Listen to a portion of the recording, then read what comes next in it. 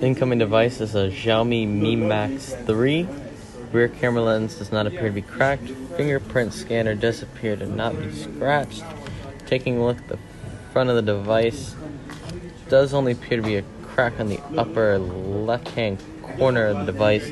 Looking at the incoming charge current, it's 1.8 amps. Doing a quick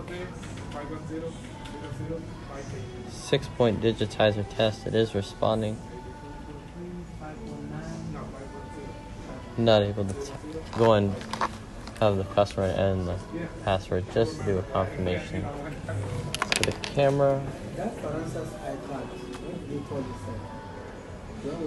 both cameras are working, and then make a quick 611 call to the carrier. Make sure the proximity sensor is working, and then the ear speaker.